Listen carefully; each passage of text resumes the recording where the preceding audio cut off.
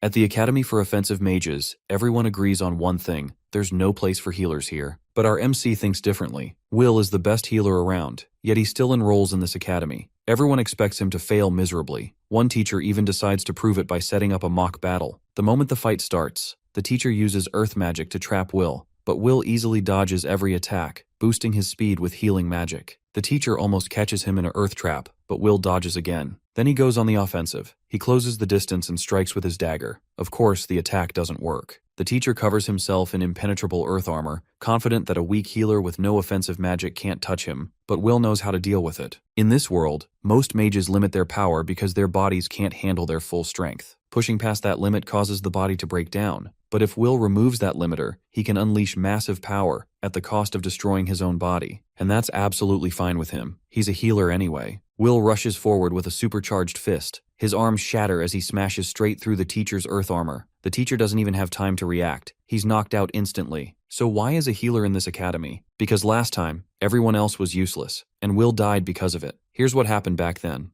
You would think that being good at a job would earn you the respect you deserve from your seniors, right? Well, that's not the case with our boy. He literally gets stabbed by his superior for doing an exceptional job. Will is an ordinary young man with an extraordinary healing ability, a one-of-a-kind power that only he possesses in the entire world. He could literally heal even the ghastliest injuries like it was child's play. Lost your arm? No big deal. Bro can erect it back up from the stump within seconds. Currently, he is serving alongside the last remaining soldiers on the front lines, who are fighting against a demonic army led by demon lords, the very forces responsible for ravaging the kingdom of Granbald. The soldiers are fighting tooth and nail, trying their absolute best to repel the demonic forces which have destroyed the rest of the world already. As for our boy, he has no battle experience, so he is tasked with healing the injured, essentially pulling them back from the verge of death. But let's be real, these mortals don't stand a chance against terrifying creatures that have emerged from the depths of hell itself. That's why the soldiers keep returning with missing limbs, and our boy continues to heal them diligently. Eventually, however, the soldiers grow weary of fighting over and over, only to get injured again. They have accepted their cruel reality. They are cooked. They would rather die on the battlefield and get over this shit already. That's exactly the reason our boy was stabbed by his captain. The captain believes that Will doesn't understand the pain and horror the soldiers endure every time they are forced to return to the battlefield. Ultimately, the hopeless soldiers abandon the defensive line, allowing the giant monsters to begin ravaging the remnants of the kingdom. Will watches helplessly as everyone dies before his very eyes, watching his home fall apart. Gazing up at that massive dragon, he finally realizes the kind of horror those soldiers had been living through. It was in that moment that his greatest strength became his biggest regret. If only he had what it took to fight on the battlefield, he could have ensured the survival of the people around him. With a burning desire to defend his kingdom with his own two hands, Bro grabs a literal pebble from the ground and begins charging at the dragon. Of course, his ridiculous attempt to fight a mighty dragon with a mere stone results in his demise. However, predictably, he wakes up almost 5 years in the past, right before he earned the title of the world's greatest healer, a title he later came to resent. Determined not to repeat his past regrets, he decides to enroll in an academy that specializes in offensive magic rather than healing. And his first pick for the institute is Schwartz Academy, a school dedicated solely to combat arts. In this world, the arts of healing and the art of using offensive magic can't coexist side by side, forcing the young mages to opt for one profession only. However, Will decides to break this unspoken rule and achieve what he failed in his past life. He plans to wield his past knowledge in an effort to nurture himself in a way that not only he knows how to heal, but also knows how to fight by himself. To get the ball rolling, he must enroll in one of the most prestigious academies this world has to offer, the Schwartz Academia. It's believed that this academy can nurture young talent into first-class offensive magic-wielding mages. Not to mention, the most talented battle mage of Will's past life was also a graduate of this academy. However, there is a problem. Will is a healing mage, so getting into Schwartz wouldn't be straightforward. Usually, nobles spend a fortune to have their dim-witted offspring enrolled in this academy, but our boy is currently broke. Even if he starts earning his bread and butter using his healing skills, he won't be able to save enough before the enrollment deadline arrives. As he ponders his predicament, his sister enters the room. Seeing her alive causes his eyes to well up with tears. Noticing his reaction, she assumes his stomach must be aching for him to tear up like that. He quickly wipes off the moisture and bluffs, claiming something just irritated his eye. Internally, however, he can barely contain the joy of seeing his sister alive. He vows to protect her this time from the catastrophe that consumed her life previously. And not just her, he's going to make sure to protect everyone he failed to save before. Suddenly his mind sparks with an idea. He seems to have figured out his next step forward. But before we proceed, Here is a little context about the Magic Academy Federation. It's an organization that oversees all magic academies residing in the kingdom, responsible for dishing out regulations and curriculum for all magical education. At this time, the chairman of the Federation is also the principal of Schwartz Academy. But for some reason, the chairman has completely stopped paying attention to the Federation. Soon, the reason became apparent. It was due to his sick granddaughter, Marie. By the way, this doting grandpa's name is Arnulum Goldgran,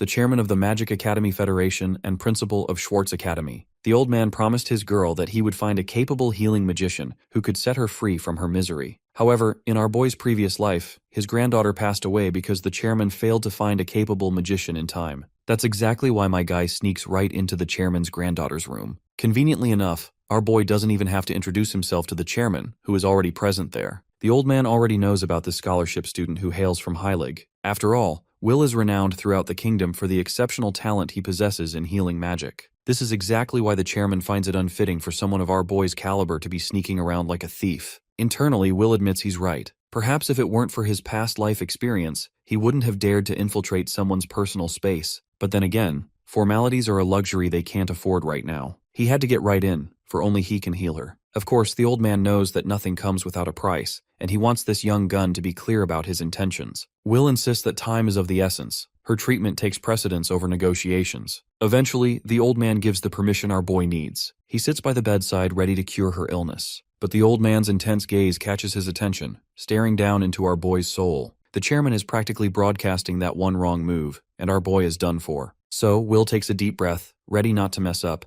and starts his healing mojo. While he is dishing out this healing magic, he realizes that his mana pool has shrunk compared to his past life. But what matters more is the perfect execution of the healing magic formulas, which thankfully he remembers very clearly. After a while, the granddaughter finally opens her eyes. The first thing she notices is the charming prince who rescued her from a life-or-death situation. She gets totally flustered and rolls over to the other side in embarrassment. Meanwhile, Grandpa is still in disbelief that his grandchild has actually returned from a comatose state. The girl affirms her return. She even claims that she hasn't felt this good in years. The doting grandpa's eyes mist up with tears of joy. The worries that had been weighing him down for so long have finally been lifted, and it's all thanks to our boy. A short time later, both men settle down in the living room. After expressing due gratitude, the old man is willing to grant any wish our boy harbors. Will assures him that he won't be demanding anything absurd. His wish is well within the chairman's power. At this point, it's common knowledge that there is no one next to Will when it comes to healing magic. He sits at the pinnacle, having no more room for growth. That's exactly why he wants to explore a different skill set. He wants to enroll in Schwartz Academy. Of course, the old man finds this absurd. For someone to abandon their natural aptitude to explore something entirely unfamiliar sounds unusual. But since the old man had already made his promise, he's going to honor it. He shakes hands with the young man, promising to keep his end of the bargain. Somewhere in the academy, a seemingly toxic teacher is reviewing our boy's enrollment profile. He finds the chairman's actions to be quite bold,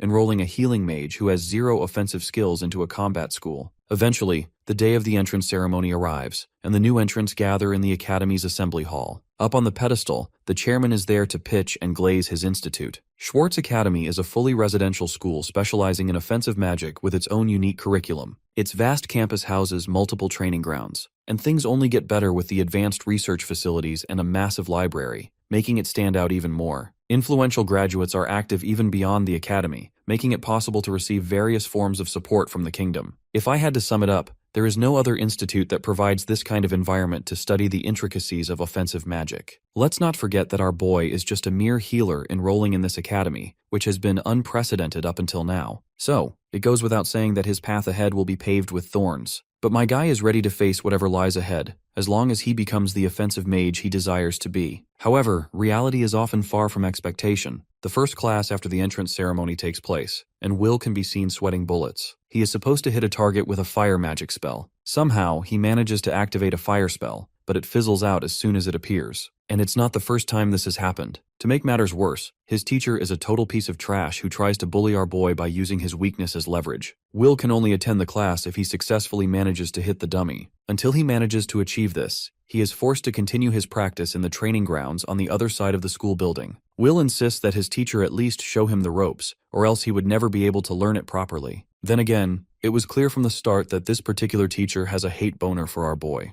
To him, wasting time teaching a healer isn't the best investment. Will begs him to at least allow him access to the library so that he can learn something from the theory. Once again, the bastard humiliates our boy for being a mere healer, claiming they have no literature that could be used by his kind. Taking advantage of the situation, a blonde douchebag strikes down the healer with devious magical backshots, forcing Will to collapse on the ground. The poor guy didn't even expect the sudden attack, but the bully thinks it's just more of a reason to take advantage of the healer for being so weak. He boasts the Academy's offensive rank status, so any softy healers like Will can get lost for daring to take admission. This is the first time I'm watching a teacher gang up on the student with the bully too. Both of them dog-walk Will as if he were the lowest trash in their eyes. That night, our boy appears exhausted by the bench. His efforts for learning offensive magic has so far ended in the gutter. He knew it would be a pain in the ass, simply because of the difference between healing and offensive magic. Both draw their own kind of energy source. Mana is the power of the mind, a mage's ultimate weapon, which he activates through formulas. Mana also moves according to the will of the caster. Using that mana for explosion or firepower gives you offensive magic. Healers, on the other hand, possess calm mana, but that's where the Schwartz Academy comes into play. They're the best at raising offensive mages, so there has to be a way for him to refine dynamic mana. Will strongly believes that he could manipulate his mana in a way that could convert static mana into dynamic mana. The biggest obstacle in his way? He can't even attend classes right now because the shitty teacher won't allow him. Will refuses to give up,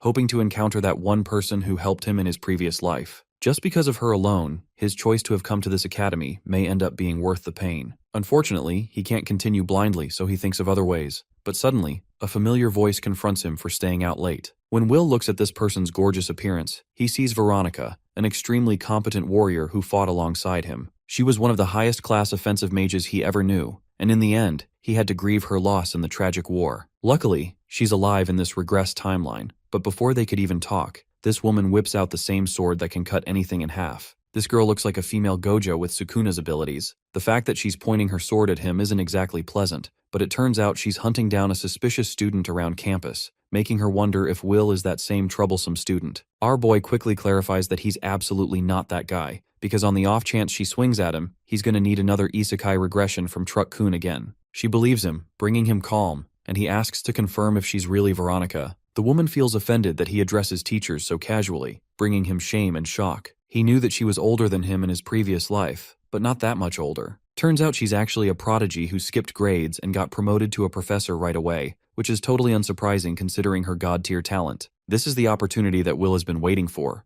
the shooting star that could help him learn offensive magic at last. Will expresses interest in taking Veronica's class, knowing that she's his one last hope. He inquires about the enrollment procedure, but she immediately rejects him, stating that she doesn't have any classes initiated. Since she's a new teacher who previously got promoted from numerous classes, she has no idea of how things work here. For this year, Veronica's current position is to serve as an assistant instructor to handle certain questions. The plan was to use her youthful mind to connect with the students closer to her age, which would make her a great support for them. However, what bugs her is how no one dares to approach her for any kind of consultation. Well, our boy can exactly tell why. It's because this woman takes out her murder weapon at the slightest inconvenience. But from his point of view, this is just an excellent opportunity for him to exploit Veronica. He doesn't even have to take her classes, and can simply use her to teach him privately. So he asks her a question, knowing it's her job to answer. Being blunt right away, this man inquires how he should approach learning offensive magic as a healer. From his words, Veronica instantly realizes that he's not an ordinary student, having sensed his odd mana flow composition. She now remembers that this guy is the notorious freshman who joined the Schwartz Academy. In all her years, she even admits never seeing a regular healer trying to learn offensive magic. The good thing at Schwartz is that the Academy offers a method to cultivate something called dynamic mana. It's a foundation that our boy believes will serve him as the perfect start, and when Veronica confirms its existence, Will gets really excited, thinking that there's a shot. One small problem. This woman straight up tells him that his dumbass won't be able to learn offensive magic even with that method. This revelation genuinely astonishes our boy, especially when Veronica explains that he already has far too much static mana. This means that even if he fosters dynamic mana from the ground up, most of it will convert and dissolve into static mana anyway. And if he tried to cultivate dynamic mana using some other method,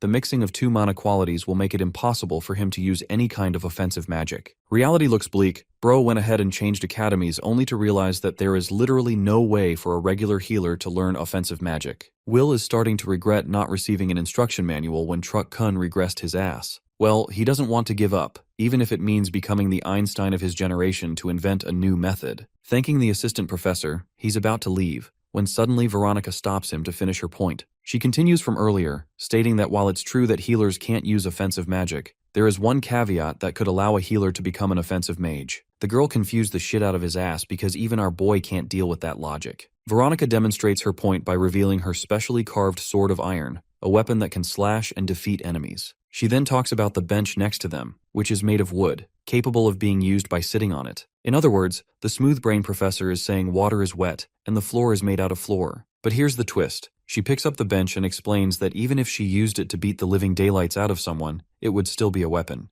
Hilariously, Will is starting to wonder how this muscle mommy can even lift such a heavy bench with those noodle arms. Anyway, Veronica's approach is that even if something is made for a different purpose, one can use it however they like. To personalize her point, she demonstrates through her hand and proceeds to pat his face, causing this man to blush. This is a wet dream for most men, until she ends up flicking the shit out of his face, explaining how she used her hand for two purposes just now. She does end up hitting him way too hard, but anyway, the point remains the same. Same thing but different usage. Will's eyes finally open. He begins to wonder if he can use his healing magic as an offense. All this time, he never even entertained the idea. The very reason both factions of mages disagree with each other is because of the differences that lie in their own forms of mana. But in Veronica's eyes, this kid is different. She thinks that he's already taking a leap by enrolling into an offensive magic academy, and even his mana signifies that he's not purely a healer. This is an observation that not even Will himself took notice, making him wonder if this is one of the abilities given to him by Truck Kun. Pointing her blade at his neck, she orders him to become aware and ignite the aggressive passion within his soul. If he does that, he'll become unstoppable and obliterate anyone who stands in his way. The very next day arrives, with our boy reflecting on his teacher's conversation from yesterday. She used many different examples to demonstrate her point, and what really stuns him is why she doesn't seem to have any kind of scrutiny against regular healers. Then there's the fact that she could come up with a theory on the spot that made sense. Will is starting to think that she's using the same method herself, but his train of thought is interrupted by an instructor rudely calling him healer. Today's class is actually special, since there'll be a bunch of one-on-one battles going on. He's capable of participating alongside the others. Of course, whether he can use offensive magic or not is his own problem to deal with. The scumbag teacher has also finalized his pairings, and without a shadow of a doubt, this man paired our boy against Ulpus, the blonde douchebag from the other day. Our boy isn't looking forward to this match against Ulpus, because the kid is from a famous noble academy and has all the backing. He's a trust fund baby, but even more than that, he's actually a powerful offensive mage. Ulpus already assumes victory and trash talks our boy, wondering if he'll run back to mommy after getting destroyed. Our boy is trying his absolute hardest to try and not be rage-baited by this imbecile. Even though he's from the future and knows he's against a kid, it's still pissing him off. The good thing is that Will wants to test out Veronica's theory in action, so he shares interest in the fight. He asks for the professor's attention and refuses to forfeit. Instead, our boy's got a proposal, sharing how he doesn't have any talent for offensive magic at all, which would be a waste of time for this fight. So this raises the stakes and straight up declares that he'll drop out of Schwartz Academy if he loses this match. The professor is thrilled to hear those words, but the flip side is that if our boy wins, he would be permitted to take regular classes. It's an insulting proposal, but Ulpus is so arrogant that he laughs his ass off, stating how ridiculous the idea of a victory truly is. He even thinks Will is mega coping in his Delulu Island with no shot of winning. The instructor is fed up with them and accepts the proposal, instructing both contestants to take position. He gestures at the start of the match, which kicks off with Ulpus calmly activating offensive magic. He manifests a bunch of radiating daggers. This is his specialty called knife creation magic. Basically, bro is Walmart Gilgamesh with micro-penis swords for a weapon. Blasting all of those daggers in Will's direction, he spouts that there's no way for a shitty healer to defend himself. But our boy is out here doing the Buddha pose and shit, ready to activate his domain expansion.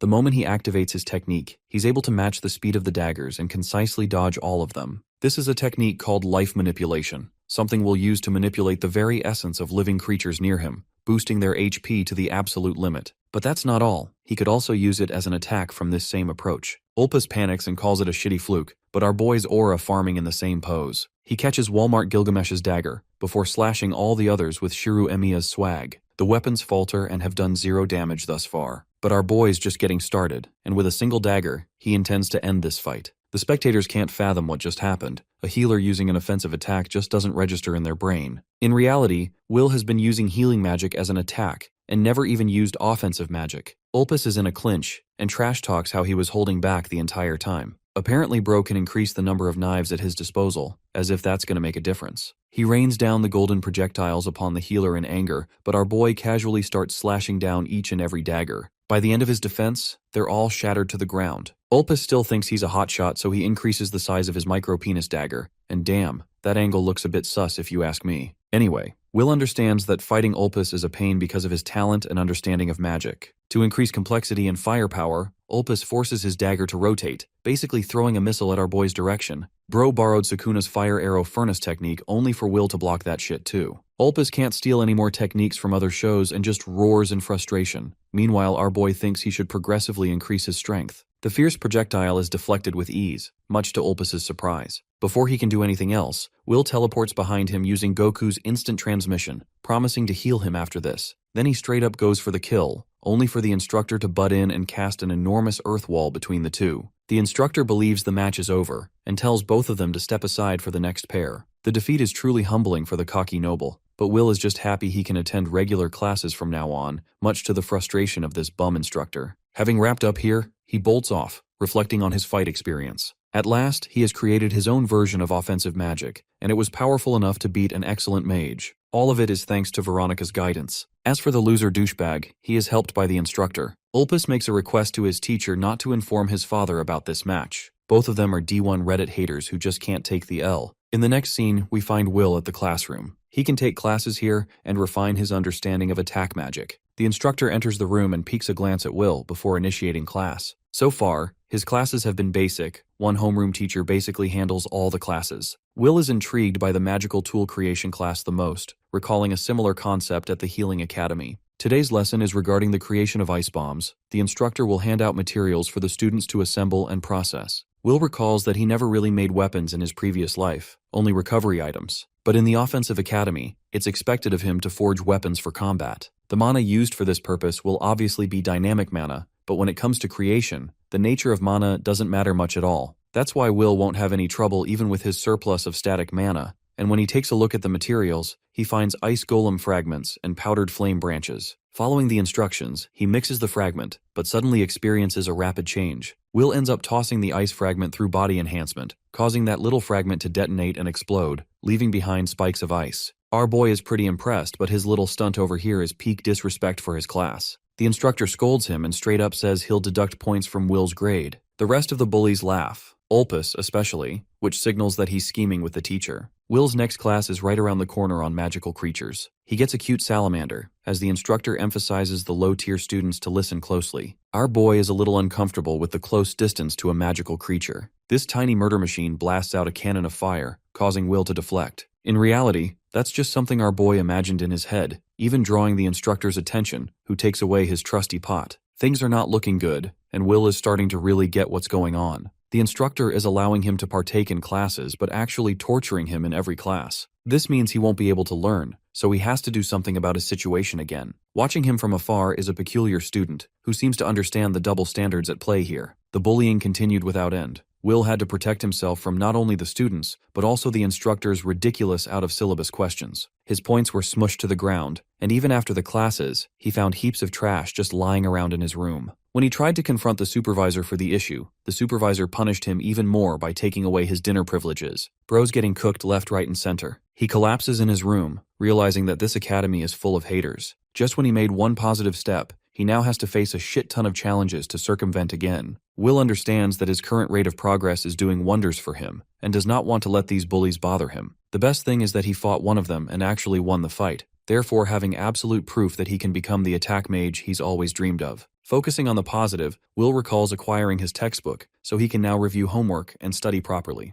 The following day arrives, and to his absolute shock, there's no teacher or any soul to be around. The instructor usually arrives at this time, but there's only one student near him. It's almost like the news of the sudden schedule change wasn't made public to certain students. Annoyed, Will gets up to strike a conversation with the girl. He walks up to her, startling her with his approach. Our boy just wants to know if the classes got changed overnight, and it's definitely something related to that. The instructor hates certain students, and she's on that list too, so both of them are cooked. She thinks it's a good idea for two bullied loners to get along, and Will can sense her dread. So he offers her a joyful hand, offering to be her friend. The girl is stunned and bows her head with absolute respect for him. She's introduced as Erica Glenn, the first friend Will has formed at the new academy. She thinks it's totally normal for him to not have anyone by his side, considering he joined classes late and he's a healer. Erica highlights that people always talk about how pathetically weak healers are, stunning Will. She herself isn't one to gloat about friends despite being an offensive mage. Watching her personality, Will understands that the fierce discrimination against healers seems to be a culture of Schwartz Academy. It's true that offensive mages fight on the front lines, so they have every reason to despise healers staying at the back. Even in his previous life, Will found himself being established as a famous healer for the kingdom. He had credibility back then,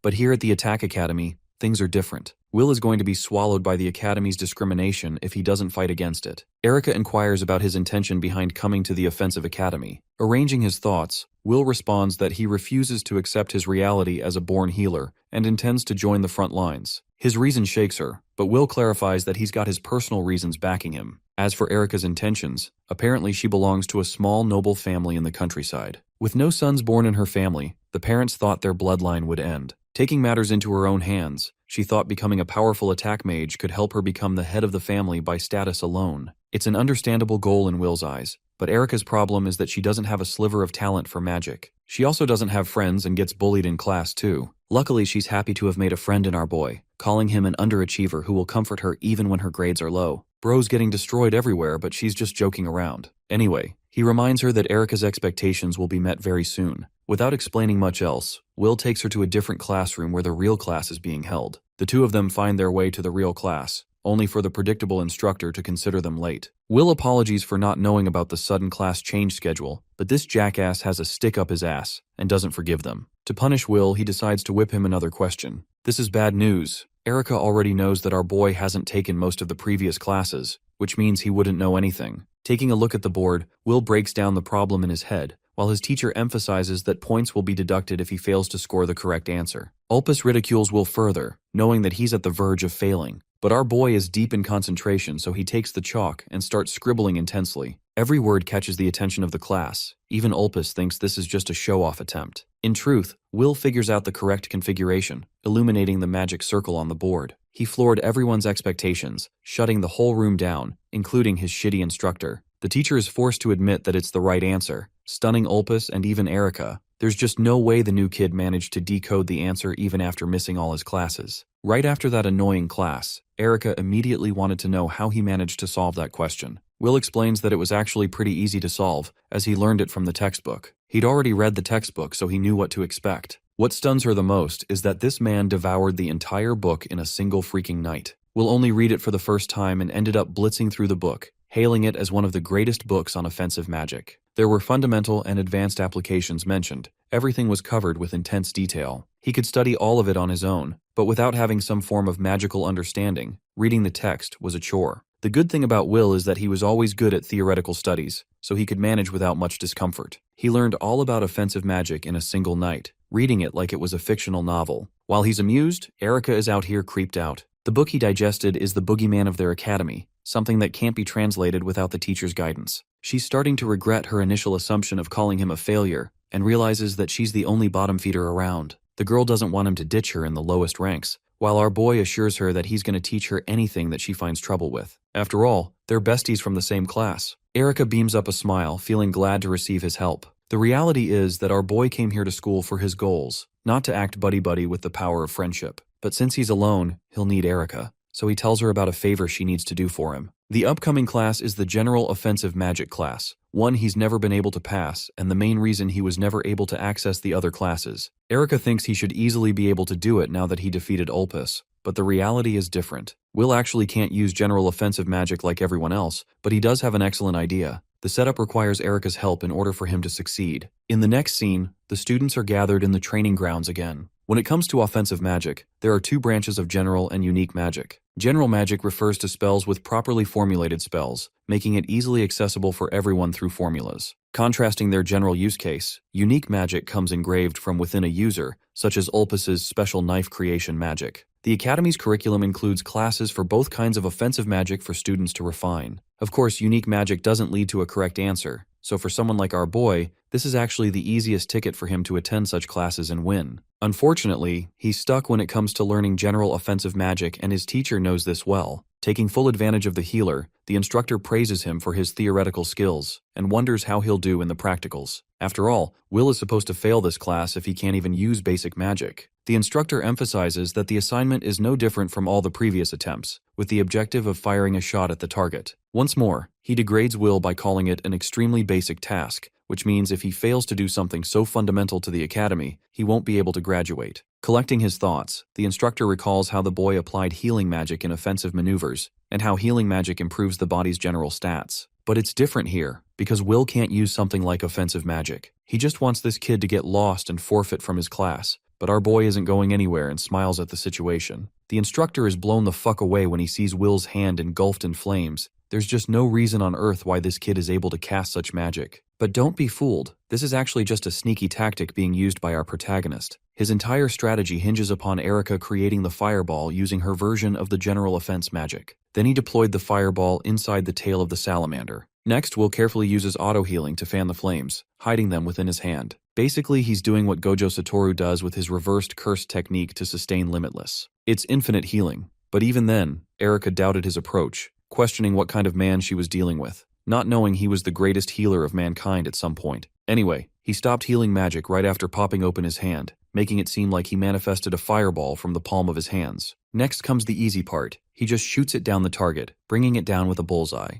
The instructor? Bro is trembling like a leaf. His student has humbled him yet again. The illusion is so good that he's totally convinced that Will casted offensive magic. This earns an immediate passing grade, earning Erica's applause and total confusion from the spectators. Most of all, Ulpus is pissed. After class, he confronts the teacher for an answer. Neither of them has any idea what's going on. There's no logical way for Will to have learned general offense magic. Ulpus's ego is butthurt because of the loss he suffered, and now this healer is taking things too far. Bro is willing to go as far as complaining to his father to obliterate the class. Even the teacher is stunned by his forcefulness, while the proud noble walks away ordering the instructor to do whatever it takes to exterminate the healer from their class. The douchebag teacher is now caught in a pinch, because breaking the rules comes with a risk of being discovered. Unfortunately, he also spent a ton of time getting his job at the academy, so he can't lose it now. Weighing the risks, the instructor decides that it's better for him to gamble and get rid of the healer who is trying to mark his name on their academy. Bro is having a generational beef with a 15-year-old student, and ultimately decides to take matters into his own hands. After classes, in the training grounds, the instructor ends up summoning Will all alone. Bro threatens our boy, but Will takes it as a compliment, too dense to realize the situation he's in. The instructor shares that he wants to humble the kid's confidence, especially after he skipped many of the classes when he first came to the academy. It's not even our boy's fault because this dipshit teacher is the one who refused to let him take those classes to begin with. Will argues back, saying he's already gone through the material from his friends and self-studying, so there's nothing to worry about. But this teacher is being tyrannical in his approach and simply doesn't care, believing this new lesson is necessary for Will. The content is decided by him as the instructor, so here, they will be participating in a proper mock battle. It's pretty suspicious to Will that he's having to fight a teacher for no reason, and the instructor knows this is unfair, so he lets the boy off with a handicap. If Will can score even a single hit, he'll be considered the victor of this mini-exam. With this kind of leverage, the instructor expects the boy not to turn tail and take the fight seriously. Of course, this clown never even entertained the idea of losing. He's that confident in his abilities. As for our boy, he is lost in thought, piecing together the situation. The kid accepts the conditions of the duel, much to the appeal of the teacher. The fight begins immediately with the instructor using an earth spell from the ground. Luckily, Will has some knowledge of his teacher's fighting style. He knows this guy specializes in earth magic, so he dodges the first strike swiftly. But that same strike grows a dick and forces him to dodge again. Will is getting hammered by numerous hits, but he evades properly. The teacher mocks him for dodging non-stop, but Will's current problem is dealing with the annoying earth magic which can be spammed non-stop. Then there's the fact that his attack has a crap ton of range, making it completely different from Ulpus. At the same time, Bro's not finished yet, and finds himself going Ultra Instinct on each hit. Will narrows the distance down and dashes towards his teacher, who ignites more of his earth magic, carving a wall open from each side before jamming it shut, making a sandwich out of the boy. This move seems like the ultimate downfall, until the guy sees his student descending from the sky with a dagger in his hand. This is the only opportunity he has, so Will lands the dagger strike, smashing his teacher's head. Unfortunately, this man carved a durable armor, blocking the hit. The student forcibly avoids the instructor's next attack, creating distance again. This little snake calls his student pathetic and reveals his all-powerful ironclad armor. Even Will thinks that name is cringe as fudge, while his teacher mocks him for using an imitation of general offense magic. He talks down, berates and shuns the student's confidence for even entertaining the idea of becoming an attack mage. However, the humble student confidently reminds the instructor that healing magic allowed him to study the human body in immense detail. This way, he could understand that most humans held back their strength not to kill. Their very own bodies can't handle their full might, and exceeding that limit will cause their bodies to deteriorate. The instructor takes it as an insult, because Will is trying to lecture him acting high and mighty, but the kid's point is actually simple. If someone can remove the limiter of the human body, they can draw out enormous power at the cost of rupturing their body. But the good thing for Will is that he's a healer, so he's about to pull an Izuku Midoriya. He's fine with his arms ending up getting shattered in the process. The boy's determination stuns the instructor, as he calmly Chad walks up to his teacher, who still thinks his cringe armor won't have any effect. Deku prepares his Texas Smash. Oh shit, wait, wrong story again. His teacher screams as Will annihilates his armor with his fist. Bro not only breaks the armor, he leaves his face looking more battered than Jake Paul in his fight against Anthony Joshua. Will reminds the dear instructor not to decide a student's destiny, and feels warm remembering Veronica's guidance again. She's the only reason for helping him unlock such overwhelming strength from the healing magic he already has. Will knows he can become much stronger, but while he's lost in thought, the instructor sneaks and attacks him with another earth column. Luckily, he is able to dodge, but it isn't enough to quell this man's blood-boiling anger.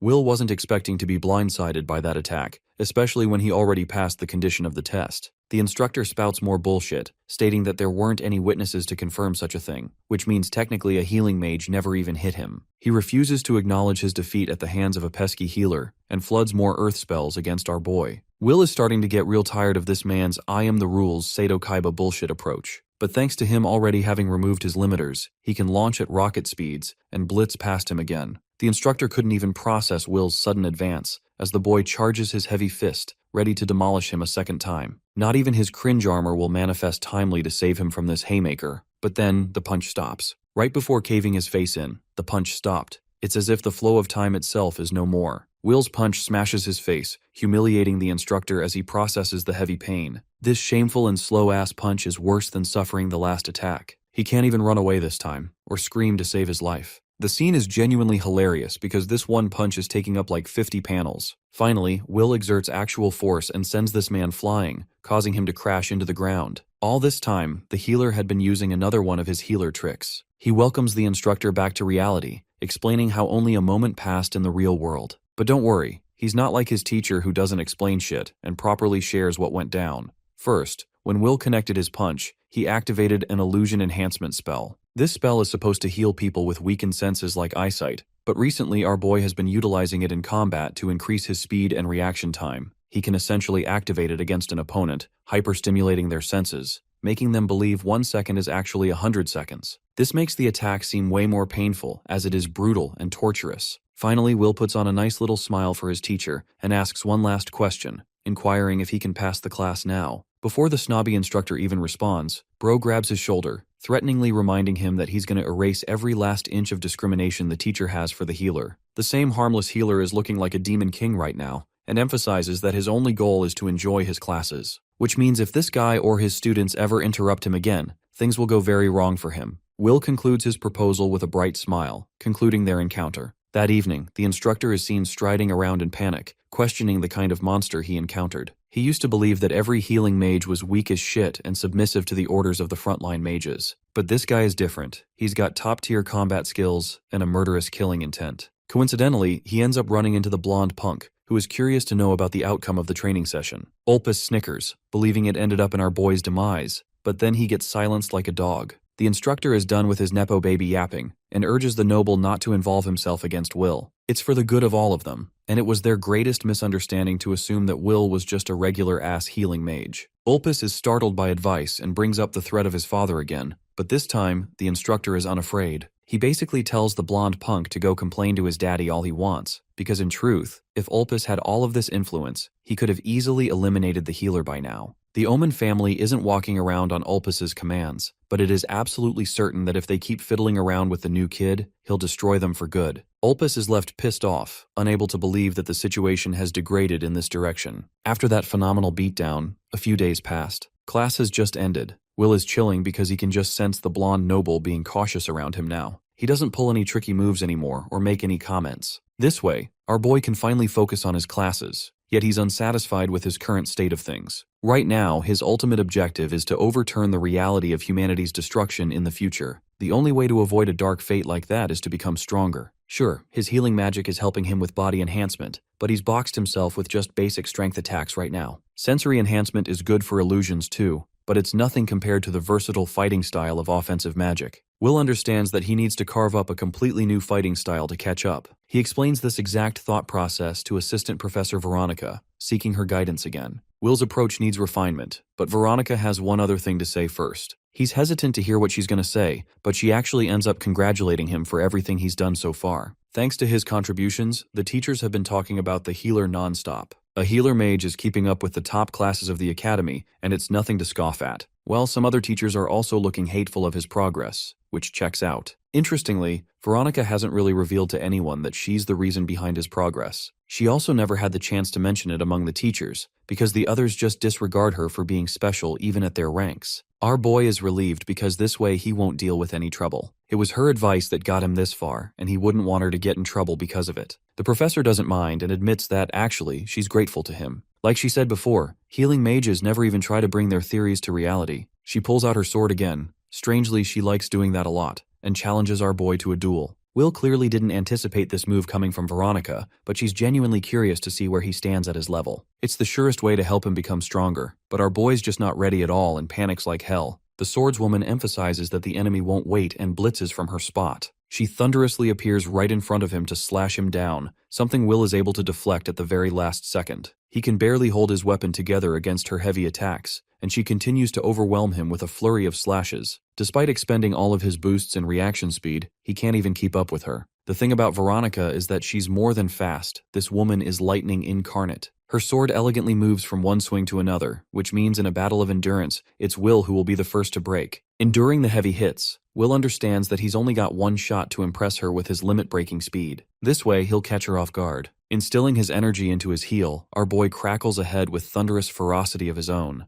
The professor didn't expect this maneuver just like he predicted, and right when the blade is about to stab her face, she reacts point-blank and counters the attack by literally slashing his weapon apart. The fight's over, and even with Will's best effort, he is no match for the elite warrior's skill. Veronica asserts her enthusiasm. She didn't believe he could pull a fast one on her like that. What she used back there was a magic sword to counter him. All this time, she figured he was a healing mage who could use offensive maneuvers, but this is different. The boy's current fighting skills rank near the top of the leaderboard, but Will doesn't find satisfaction in his progress like always. She seconds his ambition and determination to get stronger, and understands that enhancement isn't his final goal. Will admits that he's trying to remove the limiter of his body, but that won't be enough, as proven today in their fight. The professor makes another analogy, stating that a sword's purpose is beyond casual swinging. It can thrust and be thrown, and healing magic must have applications like that too. Unfortunately, Will has been brainstorming similar ideas but can't come up with anything. The gorgeous swordswoman explains that his shortcoming is actual combat experience. He lacks the intuition to formulate what it means to fight. In Veronica's view, experience trumps knowledge when applied correctly. Even in their present battle, Will noticed a little something that she used. Figuring out her advice, Will asks if he should conduct more mock battles against the professor. Veronica likes the approach, but recommends that he partake in a monster subjugation training mission. The boy is bewildered. At last he'll have an up-close experience of a life-and-death combat situation. He actually partook in the same competition across the 3 academies of Schwartz, Heilig, and Zilbern. All 3 academies boast offensive, defensive, and swordsman styles. Their students are supposed to execute subjugation requests. At Heilig Academy, the boy didn't participate in the mission itself, but this time he has the opportunity to take out nightmarish monsters and gain experience against the destruction to come. Will steals his resolve for his first ever subjugation mission. Veronica watches him with interest, reminding him of the participation conditions. The boy must prove his ability in the selection exam, and there's a rumor of a prodigy going about among the first years. Will's new goal is to score the top position among the selection process against his classmates. He asks about the details of the selection exam. The simple criteria is that the candidates will fight against each other. 100 people typically volunteer and demonstrate their skills, selecting the best of the best. Even our boy is starting to get fed up with the school's constant emphasis on fighting. Back at Heilig Healing Academy, a few volunteers stood up to join, which meant that anyone could partake in the mission. But this is a different format in Schwartz Academy, boasting a selection process. Will recalls the warm memories at the Healing Academy, wondering how his old master is holding up right now. Veronica goes back to talking about the prodigious student with an ability level far surpassing some of the instructors. This means that Will won't be getting that top spot easily, which makes him wonder if the assistant professor has personally met this student. Unfortunately, she has never had the chance to meet this guy, because he likes avoiding teachers acting like he's way better than them. He doesn't even come to ask her questions, but that's aside from the fact that she's intimidating. Anyway, Veronica promises Will that she'll assist with his training for the exam, something that brightens up his mood because she's the only chance he's got at getting better. We skip ahead to the day of the selection exam. Will walks into the arena, highlighting that time passed quickly since then. He feels more confident than ever, having finished all his preparations. As he's mingling around, a certain voice calls out his name. It's the chairman of the Magic Academy Alliance, Arnolum. The principal is happy to report that his grandchild has been receiving steady recovery ever since he healed her. The chairman even apologizes for not looking after the boy, even after he saved his grandchild's life. Will explains that while he did struggle at the Academy's challenges at first, he's completely blended in now without any trouble. In fact, he's even determined to score first place at the selection exam, a noble goal that impresses the chairman. Interrupting their conversation comes the party pooper, an instructor who smashes Will's words by calling them a joke. He thinks this pipsqueak is underestimating his class heavily, and by the way, Bode is also the field training supervisor for the event. Interestingly, Will has met this dude in his previous life. Bode was called the Violet Lightning, known for his incredible hero class results in the Great War. Unfortunately, these two never got along well, and even now it's happening the same. The brooding macho mage intimidates the healer by emphasizing how the world is full of fighting geniuses. Training is just a pebble in comparison. He openly shit-talks Will to his face, declaring that the kid's got no chance of winning as a healer. The boy doesn't respond, while the chairman recommends they settle their argument during the exam, not before it. The instructor nags that he's just educating the brat, and highlights that the real victor of this exam is going to be Sirius from his class. This young man is straight up a character copy pasted from Genshin Impact. Sirius Blue Note is the prodigy everyone hails with high expectations, and also the same man that our boy is destined to confront for first place in the selection exam. The competition is fierce, and the chairman is excited to see them just staring the other down. Without wasting time, the candidates enter the contestant arena, surrounded by a cheering crowd looking for an epic match. Will and Erica are in the second row at the front, with the healer expressing his shock to see her participation. Unfortunately, she's got to participate, or else she'll lose her allowance privileges at the academy. Even Ulpus is eyeing our boy down from afar, while the chairman officially congratulates the candidates for making it this far and hopes for the best mages to win. The first round is going to be a preliminary round, one that will eliminate most of the candidates, leaving only the best for proper selection. This means all of them are going to be fighting each other at the same time, 100 students against each other. The space is far too cramped for their fight, but no worries, because the chairman uses his personal domain expansion to cast them in an entirely different dimension. The students can't even fathom where they've been transported to, while the old geezer stands at the edge of space itself, dispersing them into different locations. Will is transported into a forest just behind the academy. With all of the students transported, the headmaster announces that all of them have been placed in random locations. The goal is to cooperate wisely and avoid overwhelming opponents. All starting positions are luck-based. Will is out here glazing at the chairman's incredible teleportation skill because this old fart just teleported them at the same time. Thus commences the start of the field training exam. First things first, our boy leaps off to a branch before activating the presence concealment spell. This way, he'll mask his presence and go stealth, playing it safe around other contestants. When he looks back, he actually finds 3 students squaring off each other. One of them uses a mighty earth golem which could pass for a Pokemon to be honest, while this other girl's got a big-ass fairy hammer. Both of them are so busy facing the other that they forget about the third attacker, a woman who freezes them in place. Will is impressed to see the range of skills other attack mages possess, and believes there's a lot he can learn from them, other than just wanting first place. He likes what he just saw and intends to rework it into his own skill set. The fight's over and the last man standing is the golem dude. They're out here celebrating for winning an epic fight. Meanwhile, our boy comes along and pulls a psych bitch moment. Will grabs his head and activates consciousness blockade, knocking him out immediately. Think of it like a mini version of Infinite Void from Gojo again. With this ability, Will is able to manipulate his opponent's life force and force them to black out. But it's necessary for his grip to be firm, or else the move won't work properly. This is a technique he borrowed from Veronica during their training sessions. Lost in thought, Will barely notice an attack coming his way. He dodges a bunch of short daggers, and immediately remembers it's that same retarded dumbass again. This time the kid brought his friends too. Ulpus believes that he's just trying to pass this exam, just like every other student, but he's got the numbers advantage in a 3-against-1 situation here. Ulpus activates knife creation magic. One lackey coats his daggers in poison, The final lackey uses shadow clone magic to multiply them even further. With these poisoned blades, even a single graze could lead to our boy's demise. Blocking is straight up out of the question. Dozens of blades spring their way to Will, hunting him down. As they approach him, he entertains the idea of healing the poison with recovery magic. Dealing with so many of these daggers even with body enhancement seems like a pain in the ass. Cornered, he decides to pull a completely new move. A sudden barricade arrives in front of him, defending Will from the knives. Ulpus is astonished, as he watches the same rock golem now serving a new master. The neat trick about recovery magic is that it can be deployed on other living creatures. The rock golem here is capable of moving on its own using the caster's blood. Even though it's incapable of complex patterns, the healer can easily manipulate it using his spell called Pseudo-Life Imbuement. The golem charges at the Skindiana Bones trio. First our bad boy whacks one dude's chest, then he sits on top of another guy, probably giving him permanent back pain. With the two of them finished, Ulpus is seen panicking. He's dead meat because our boy blitzes him like Minato Namikaze, grabbing his face and tapping him out to sleep. The fight's over, so Will returns to stealth mode, his golem taking the advance on the battlefield. Since his enhancement techniques limit him from close quarters combat, his best shot is using a golem to compensate for a glaring weakness. He can also safely observe everyone like this. Suddenly, a gigantic twister catches his attention. It's as if a natural disaster struck the forest. But no, this spiral of wind is a literal Kamehameha wave, one that our boy barely manages to escape. The attack literally scars the freaking earth, obliterating the golem as well as the rest of the students, even knocking down all the trees in the remaining area. In the distance, Will sees one man. It's Sirius, the prodigious student, and I'm not even kidding. Bro looks more of a main character than the dude we got. His abilities are terrifying at a glance. Will wonders if he should use a move to fight him, but suddenly, the match is forced to a close. The headmaster commemorates each candidate for their efforts, concluding the preliminary round. Only 4 remaining contestants will make it to the next phase. The real competition will be held in the arena, so until then,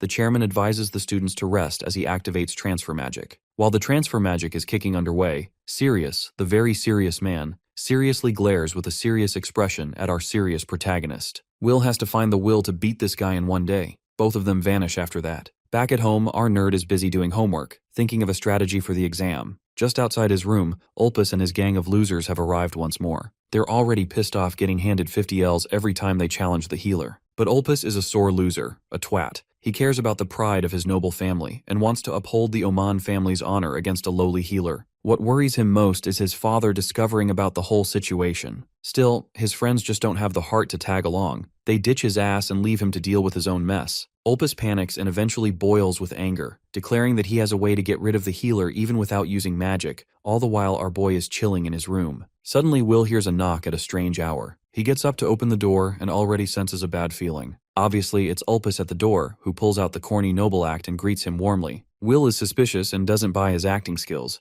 but the golden noble is just here for a talk. He expresses his sheer hatred for healers, expressing how he's done a whole bunch of things to eliminate Will from the academy. Obviously, our boy pulled an Uno reverse in every situation and outplayed him back to back. But now, Ulpus has come with a personal message. His polite act drops as he orders the kid to leave the academy. Yeah, so much for that shitty acting performance. Will is genuinely starting to respect this man's hating game, like he just can't leave him alone for once. Ulpus boasts himself as a respectable member of a noble family, and doesn't like healers sitting around. Even his older brother was weak as a healer, people mocked him, and he'd just grin in front of them. Offensive mages are proud, and regular healers are pitifully pathetic. This is the dark reality for most teachings of noble families, a torturous system. Ulpus insists Will to leave through the power of talk no jutsu, but Will genuinely isn't going to be like, yeah bro, thanks let me quit, so he rejects him. The noble comes prepared for that and emphasizes that he knows about Will's family. Thanks to his servants and connections in the outside world, the noble discovered that Will has a sister. Both of them share a lovely bond together. With a single order, his servants could easily take out the boy's sister if he wanted. Now the scene is getting way more intense. Will's regular aloof demeanor drops and goes straight for this guy's neck before bitch slapping him into the ground. Next, he goes up from behind, pulling his arm in a position where it could easily shatter apart. Will reminds the dear noble that he already made up his mind, and despite Ulpus's whining like a dog, his arm goes crack, leaving him a whimpering mess. The noble is still hell-bent on revenge, stating that the academy won't forgive him for breaking his arm. But here's the neat trick, bro forgot that Will is actually a healer. It's all good again, which also means it can happily be cracked again. Crack goes a second time, leaving Ulpus devastated with roaring traumatic pain.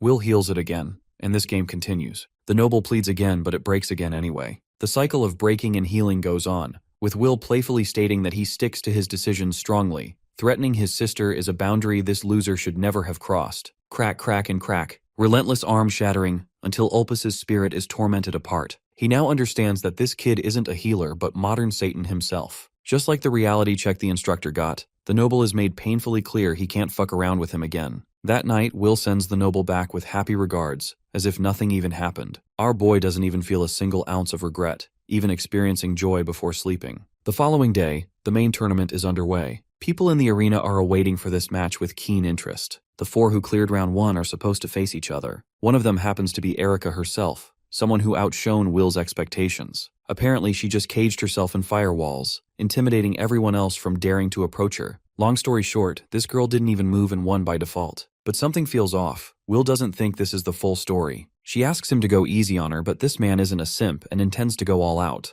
Erica expresses that she'll be aiming for a much higher evaluation after beating him, and so commences their epic showdown. Her first assault comes in the form of a searing fireball. Will contests this fire attack by blocking it head-on. It's a simple fire spell, nothing special about it. Even his healing magic can easily regenerate any injuries without trouble. This simple move makes him underestimate Erica, until he notices something really bad. That same spell that hit him is more than just a simple attack, it's a trap. Erica continues her same assault, launching fireballs back to back. But something special about her flames is that they're not extinguishing at all. This woman learned Amaterasu from Itachi and copied his whole flow. Despite her low firepower, the duration is abnormal. Even if he maintains active recovery, repeated damage is going to hurt him. This observation checks out last time too, when he asked for her flame to cheat the basic offense magic exam. This also shows why she was unable to be approached by any of the contestants using her firewalls, because the flames would literally not go out. Erica's flames are a representation of her stubbornness, and her sudden skill exposure gains the attention of the crowd.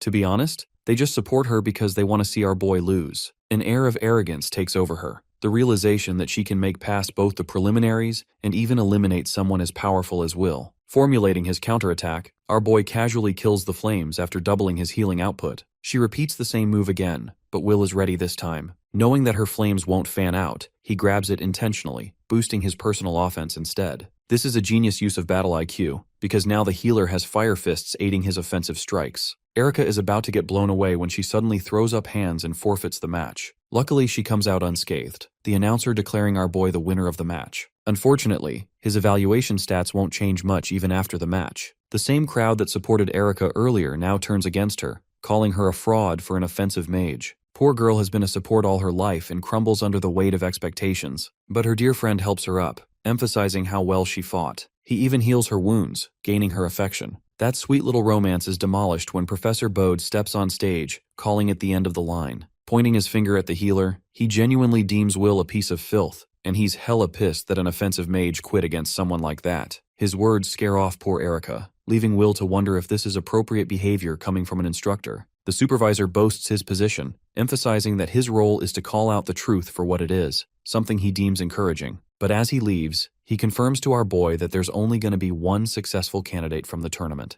That man in question approaches the healer. It's the serious Sirius. The two of them share a brief interaction. Sirius doesn't even bother to look at him while talking. He is a sole believer in strength, and agrees with Instructor Bode's view of the world. The healer's okay with that, except the prodigy does have one last thing to admit. He genuinely acknowledges the healer for being strong, but at the same time, Sirius intends to prove his own philosophy correct by defeating him in their match. Let's zoom out on the prodigy's talents. Will recalls hearing his name in his past life, a guy with an insane level of offensive magic, someone whose winds are so strong. Nothing and no one can stand in his way unless being reduced to ashes. The final match between Sirius and Will is about to commence. From the way things look, our boy understands that he'll only gain acknowledgement from the Academy if he defeats the prodigy here, so his goal is to win. The final match kicks off with Sirius releasing an overwhelming twister from where he stands. The attack takes too much space, forcing Will to evade cautiously. Retaliating with his own limit-breaking speed, Will propels with lightning-fast speed, approaching the prodigy with all he's got.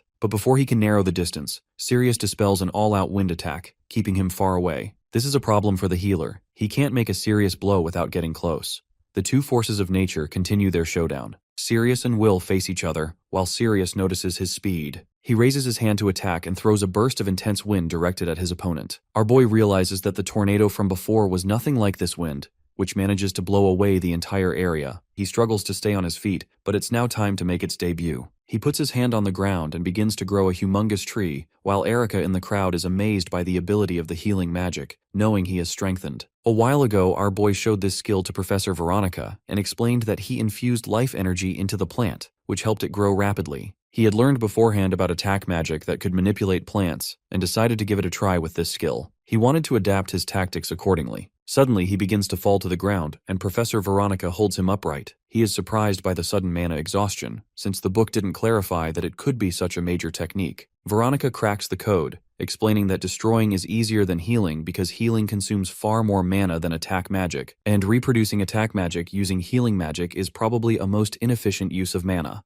Knowing the consequences of this skill, he plans to keep it for moments when it can be properly utilized. Coming back to the present, our guy uses this skill on the battlefield since his attack magic doesn't have much efficiency, so he decides to rely on this move. When the tree finishes growing, Sirius manages to cut it down with a wind blade attack. This throws our guy off, since Sirius's magic consists of tornadoes that can swallow enemies and storms that can blow away a wide area. His wind blades are meant for solid objects, while the tornado deals with anyone who approaches him by centering around him. Will realizes that Sirius is called the top candidate for a reason, but he has also aimed to make himself stronger using this magic and leaps in Sirius's direction. Instantly, the opponent forms a tornado around himself and belittles him, saying that he cannot reach him no matter what he does. And surely he wasn't wrong. As soon as our boy hits the tornado, he is thrown away. Sirius smiles, but suddenly he realizes something is very wrong. He looks at his shoulder and sees that it is pierced by a piece of wood. Confusion is clear on his face as he demands an explanation. Will confidently reveals his tactic. He knew that Sirius couldn't protect the ground beneath him. So, the plant underground sent its roots in every direction, and that's how he ended up with a stabbed shoulder. The protagonist wonders if he is worried about Professor Bode, as their personalities are wildly different from one another, while Sirius groans in pain. Sirius clarifies that the teacher instructs him because he is strong.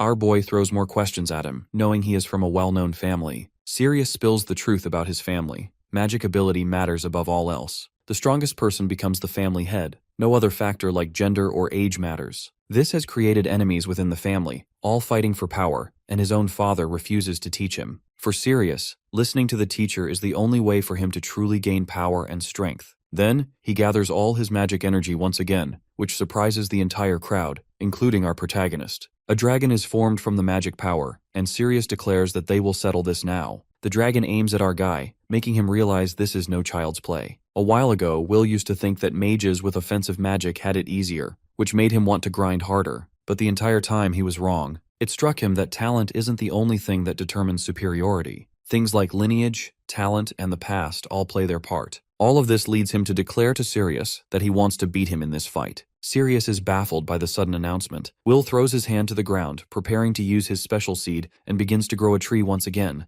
Named Yggdrasil, the plant rapidly grows, consuming far more mana than the other plants. However, the upside is that it will continue to grow as long as our guy keeps pouring mana into it. Sirius attacks with a wind blade, which manages to cut the tree in half again, sending it flying into the sky. But when he looks up, the single branch that was flying has grown into a massive tree, and it is coming straight toward him. Meanwhile, Will assumes that because Sirius's magic is already being used to maintain the wind dragon, he won't have enough time to defend himself. The assumption turns out to be true, and the tree crashes down on Sirius. As he looks up, he sees Will standing with a knife pointed toward him. Contemplating, he realizes that he has lost. Will is announced as the winner. The crowd cheers since they didn't expect Sirius to lose, and they talk about the strength the protagonist possesses. Then, the hero offers his hand to help Sirius get back on his feet, praising his strength. But Sirius sounds defeated. Our boy tries to reassure him, admitting it was a good match. Suddenly, Professor Bode walks in, clearly disappointed in Sirius. With his strength, he kicks the tree off him and picks him up by the waist. He takes him away, furious that Sirius has failed him, declaring that his training will be started once again from scratch. The entire crowd falls silent, knowing how absolutely jarring this sounds. Bode turns to the crowd, screaming that this was meant for everyone. Infuriated, he can't bring himself to believe that a literal healer took first place. Will realizes that Bode's tantrum is getting out of hand. He begins to defend Sirius, saying that his strength was quite good, and that losing doesn't mean he is weak in any way. As he is about to further defend his opponent, Bode angrily shuts him up.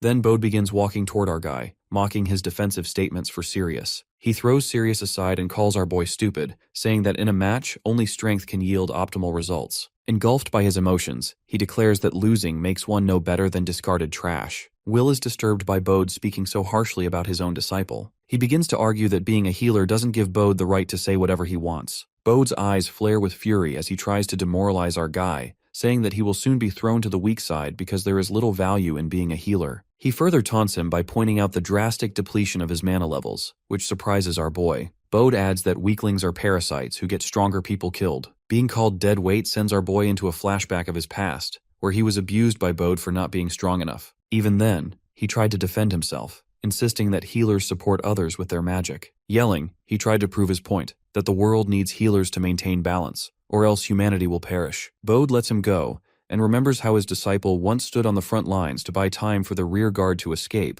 only to be wiped out by weak monsters at the escape point. His disciple died with nowhere left to go, and Bode watched helplessly, knowing he couldn't heal him. He clenches his fist and yells that Sirius shouldn't die for trash like that. From a practical standpoint, the professor isn't entirely wrong. If you are weak, you will die in the end no matter what, and people must train to survive. Still, there will come a time when monsters grow more violent, and when that happens, the strong cannot afford to be selfish. For moments like that, people without talent must know how to fight as well. Returning to the present, our guy challenges the professor to a duel, hoping it will make him acknowledge him. Bode scoffs and accepts the challenge, confident that there is no way a mere healer could win against him. Hearing this, the referee panics and asks if Bode is truly serious about the challenge. Bode proudly bends the rules to suit himself. With no way out, the referee carries Sirius away. A special match, Will versus Bode, is announced, and moments later, the match begins. Bode cracks his fingers, bragging that he will show just how weak our boy really is. With the amount of mana he has left, Will is worried about facing the strongest opponent he has faced in a while. He begins to plan carefully, because this isn't a normal duel. As he is about to start, Bode yells about how slow our guy is and unleashes his attack. The spark of the magic is enough to light up the entire ground. He then brags about teaching him the 3 reasons he is bound to win. A heavy amount of mana radiates as he gives the first reason,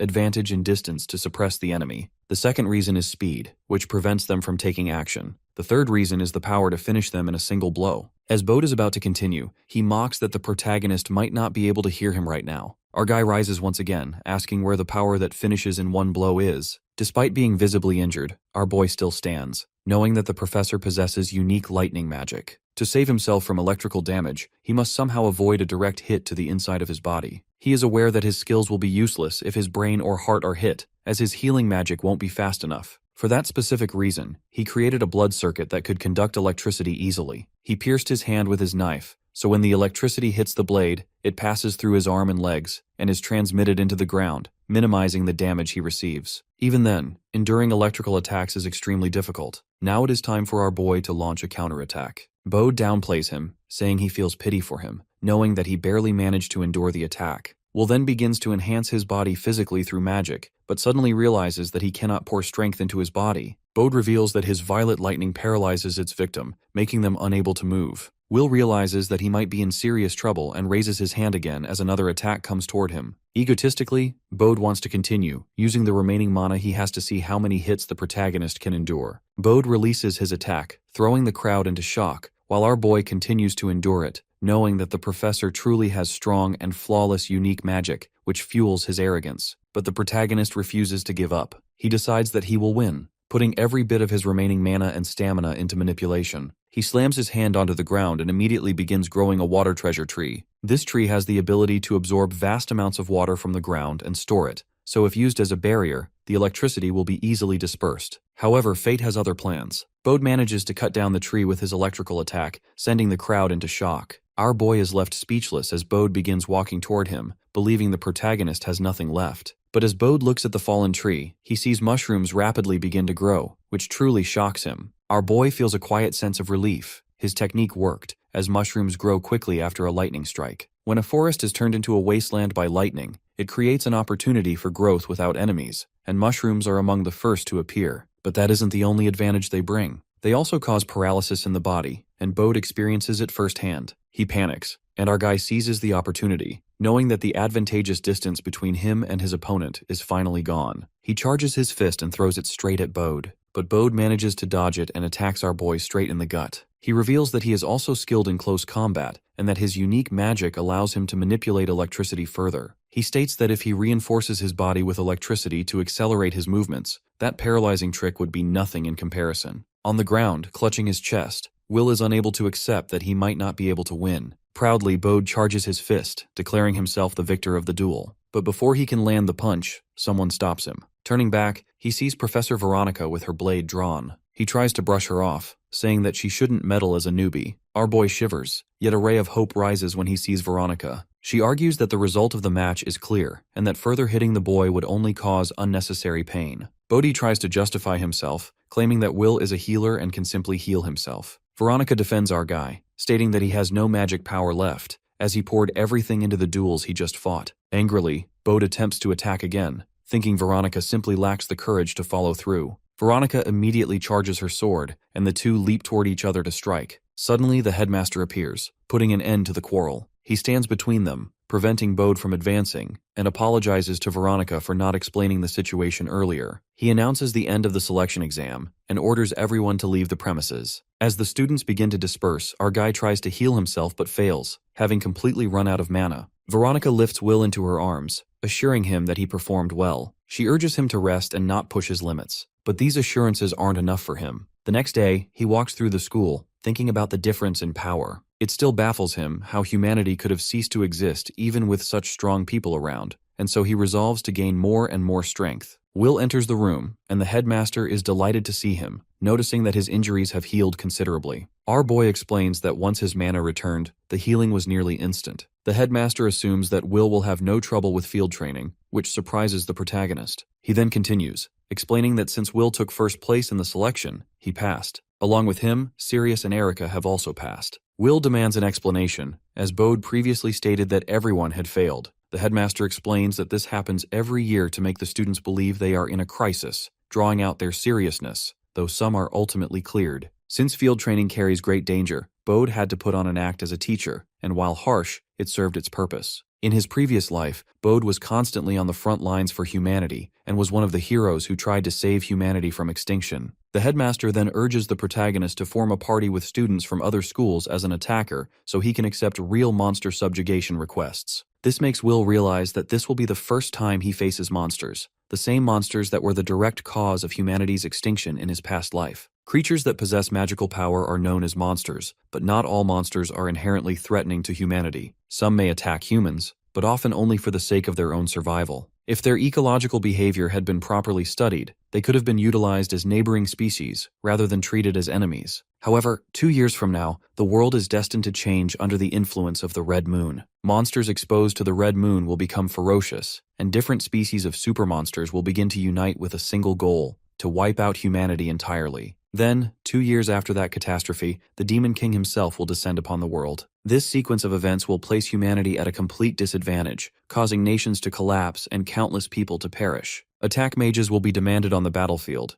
but because the situation will be uncontrollable, they will continue to lose their lives alongside the knights. Even healing mages will be slaughtered once the front lines fall, leaving no support for the wounded. By the time the protagonist dies in his previous life, barely any humans remain who are capable of fighting. If people continue living without changing anything, humanity will no longer be able to survive. He cannot allow such a tragedy to happen again. He vows to strengthen himself beyond anyone in his previous life so that he can resist the great monster invasion. More than that, he wants to uncover the true cause behind the Red Moon that drove the monsters into madness, hoping to eliminate the source of the calamity itself. The headmaster notices the determination reflected in his eyes and is deeply impressed. He finds Will's behavior promising and wonders whether the teachers are being cautious enough regarding the upcoming field training. The headmaster assures him that proper measures are in place, yet he makes it clear that he especially wants to encourage Will's growth. Later, while standing outside the campus with Veronica, Bode approaches the protagonist. As Will attempts to show that he understands the reason behind Bode's behavior, Bode once again yells at him and walks away. Still, before leaving, he tells Will to do his best during the training. Then, just as he turns away, he quietly thanks him for treating Sirius. Sirius, who had been standing behind him, also steps forward and thanks Will. He says that now he can work on his weaknesses and become stronger than ever. As long as he survives, he knows he can eventually get his revenge, and this time it will not disappear into smoke. The protagonist urges him to become even stronger, and the two of them bump their fists together in silent agreement. To Will, it feels like an advantage that more skilled attack mages are beginning to appear, as they will be invaluable allies in the upcoming battles against the monsters. Soon after, they depart in a carriage. After some time passes, they are informed that the Dunkel Forest is approaching and that the training details will be reviewed shortly. Veronica explains that they will be fighting goblins as part of a requested mission within the Dunkel Forest. She proceeds to guide 3 students from Schwartz, Heilich, and Gilburn. Then she turns to Will, informing him that he will be forming a 4-person party, supported by a teacher from one of the academies. Erica asks whether the party members have already been decided, and Veronica reassures her that she will be in the same party as her. Even though Erica finds Veronica intimidating, she still considers it far better than being paired with a complete stranger. After some time, they are informed that they have arrived. As they step out of the carriage, Veronica notices that the students from Gilburn have already reached the area. The protagonist reflects that, in his previous life, he did not have many acquaintances or connections. Suddenly, a girl rushes up to Will and hugs him tightly, exclaiming that she has been dying to meet him. The protagonist panics, completely confused about who she might be. She quickly introduces herself as Marie Goldgrand, the principal of Schwartz Academia and the granddaughter of Alnaram Goldgrand. The hero is left utterly stunned by her introduction, as he vividly remembers her from his past life. He never expected to meet the girl he had once treated at the principal's house, especially not here in the forest. Seeing her again makes him wonder how she's been doing, and she quickly reassures him that she has been doing just fine. Almost immediately, she begins apologizing, saying that she was never able to properly thank him back then. He brushes it off casually, telling her it was nothing, but she insists that she wants to repay the favor by doing something for him. She then explains that she had no talent for magic at all, so instead she enrolled in Gilburn Academy and devoted herself to learning swordsmanship. Because of her relentless effort, she ended up becoming the top-ranked student in the Academy's selection exam. She giggles when she notices how impressed the protagonist looks. He is genuinely moved by her achievement, because only a few months ago she had been bedridden, and yet in such a short span of time, she managed to reach the very top. Taking his hand, she tells him that they have been placed in the same party because of their respective talents, and that she will do her best to prove herself useful to him. At that moment, he finally realizes what the principal truly meant when he spoke about taking care of her.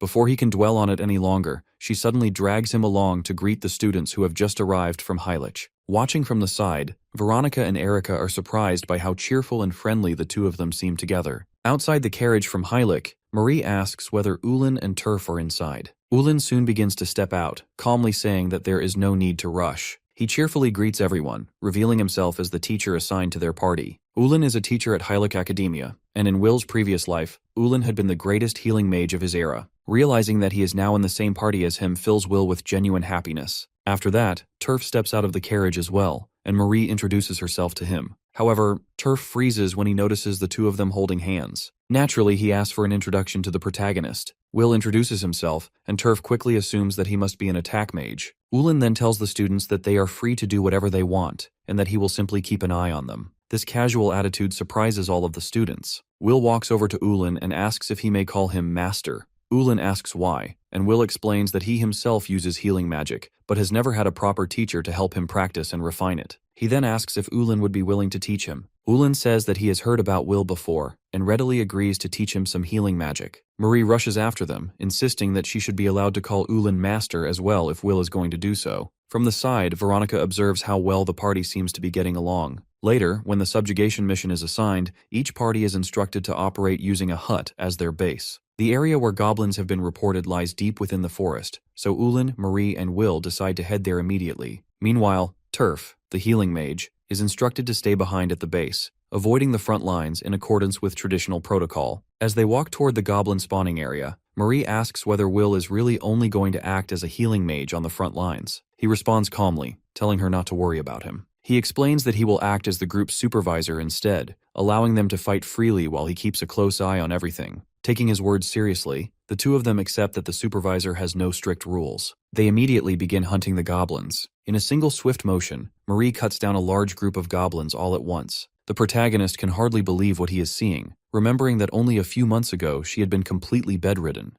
In the next scene, the blonde girl Marie cuts down several goblins with powerful sword strikes. Seeing her, our hero Will gets surprised and realizes she is capable of clearing the area on her own. However, more goblins suddenly begin to appear as well. Seeing the situation, his mentor Ren remarks that while the blonde girl excels at charging forward, she struggles when outnumbered. He then orders our hero to support her in the fight, to which the hero feels excited as it has been a long time since he last fought monsters. Activating his magic, he leaps forward and starts cutting down goblins swiftly. After defeating them with some effort, he thinks about the knife given to him by Professor Venerica, the white-haired instructor, noting its exceptional sharpness and how much it helped during the fight. The blonde also gets amazed at Will's skill, and the mentor informs them that their task for the day is complete, so they should return. At that moment, the blonde girl notices her body feels much lighter than before. The hero explains that this is due to the mentor's healing ability. He realizes that the mentor's true strength lies in his recovery magic, which is so effortless that it often goes unnoticed. Though the world may not recognize it, he believes that his mentor is the greatest healer in this world.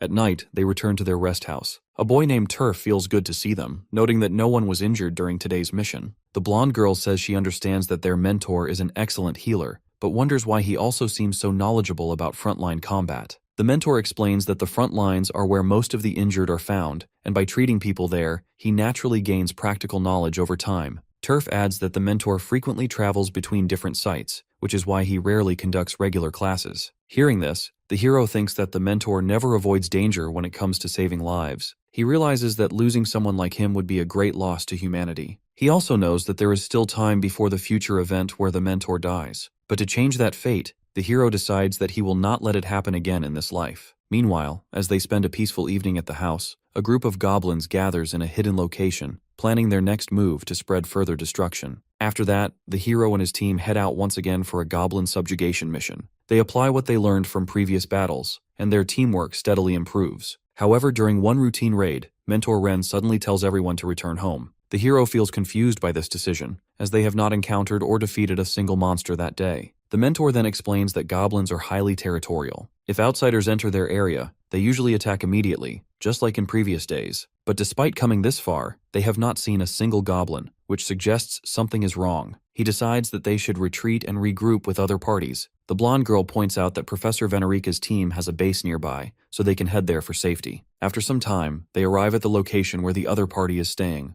To their shock, they find our hero's classmate Erica tied up with ropes. Seeing this, the blonde rushes forward to rescue her. But as soon as she steps ahead, she suddenly falls into a hidden pit trap set on the ground. At that moment, multiple arrows fired toward the mentor, but our hero deflects all of them instantly. He then notices that a large number of goblins have surrounded them to attack. The blonde girl also manages to climb out of the pit, and both of them prepare to fight back. However, the hero wonders about why this all is happening. Monster activity like this is supposed to increase only after the red moon, which is still 2 years away. Seeing the situation getting worse, he activates his power and summons several wooden golems. He instructs Marie not to engage from the front and instead attack from behind. While the golems hold off the goblins, she finds an opening and delivers a powerful slash across the ground, to which many goblins get defeated instantly. And the ones who try to approach her, our hero cuts them away. Seeing their coordination, the mentor feels good and moves to rescue Erica. But as he steps forward, a powerful boss monster suddenly comes out from beneath the ground to attack him. Seeing this, the hero gets worried as he cannot allow his mentor to die like this. But to his surprise, when the monster attacks, the mentor dodges it easily. Getting the opportunity, he places a magic spell on the creature's back, causing it to collapse instantly. The hero asks how he has managed to do that,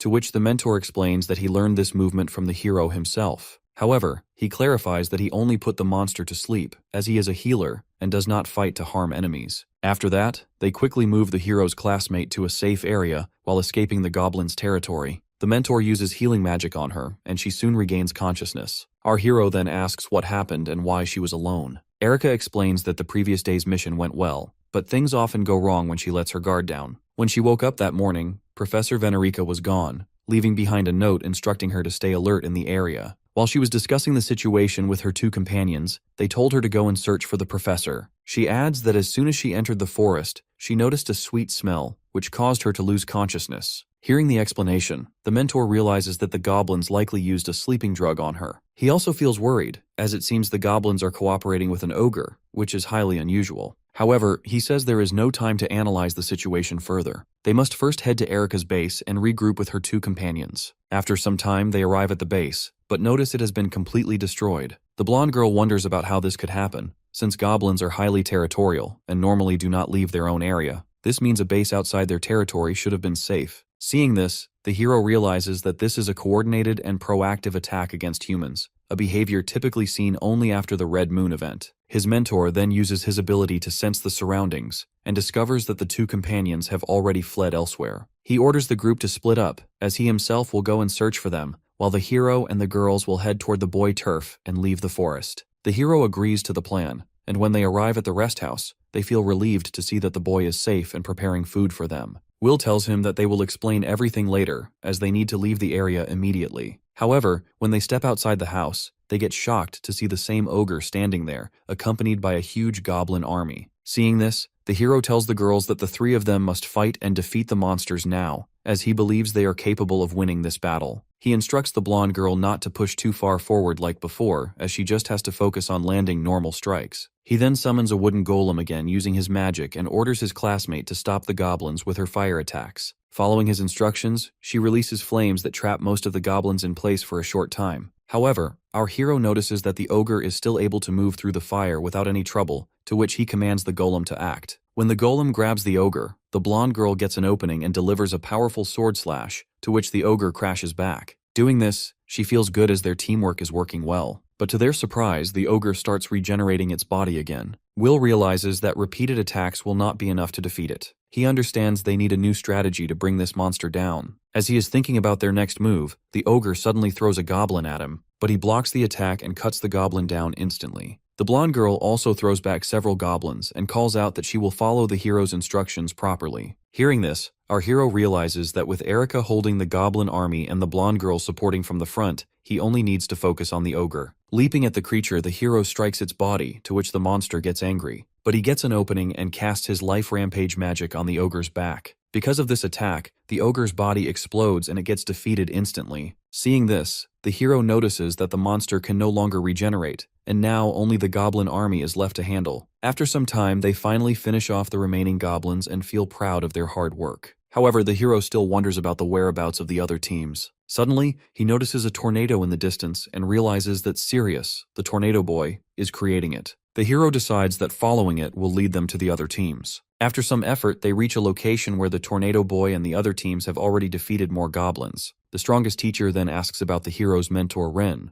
Just then, the mentor arrives with the two students who had gone missing earlier. The hero feels good to see him, and the mentor also congratulates him on defeating the ogre without getting any injuries. The strongest teacher feels relief that everyone is safe but wonders about Professor Venerica's whereabouts. He says they cannot leave the area until she returns. The mentor offers to stay behind and watch over the other students, suggesting that those capable of handling themselves should go search for her. Hearing this, the strongest teacher assigns the task to Sirius and our hero, as they are both strong enough to take it on. Entering the forest, the hero enhances his hearing and soon locates Professor Venerica, who is completely safe. However, he gets surprised to see a red stone in her hand, the same stone linked to the red moon. The professor asks about what he is doing here. The hero explains that he came to find her because the monsters in the area went berserk, and they need to retreat quickly. She agrees with him, but he asks about why she is holding this stone. She apologizes to him, saying she cannot explain right now, but assures him that she is not doing anything wrong. After that, they return to their companions together, and the group heads back to their academy. The next day, the hero wonders whether the professor is connected to the red moon, but he realizes that he can't doubt her, as she was his trustworthy comrade in his previous life. While he is thinking this, he notices Professor Venerica speaking with a school senior about something important. Hiding nearby, he sees that she is requesting leave for a personal matter. When she leaves, the hero realizes that her actions must be related to the red moon. To find out the truth, he decides to follow her and see what she does next. After secretly following her for some time, the hero finally arrives in a town. He thinks he is only doing this to clear Professor Veronica's name. Looking around, he recalls that in his previous life, after graduating from the Healing Academy, monster activity had already become a major issue, and he was deployed to battlefields across different regions. He is certain he had visited this same town before. At that moment, he notices Professor Veronica buying honey bread from a shop.